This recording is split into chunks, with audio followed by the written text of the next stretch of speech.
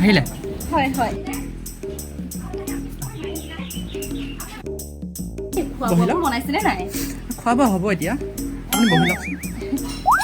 কিবা মাছ মাছ গোন্ধাইছে মাছ বনাইছে নেকি বাৰু আপুনি আপুনি বহক আপোনাক খোৱা বস্তু আপোনাৰ তাত যোগান কৰিম এই নাই এনেই সুধিছোঁ আৰু মানে সেই গোন্ধটো পাইছোঁ যে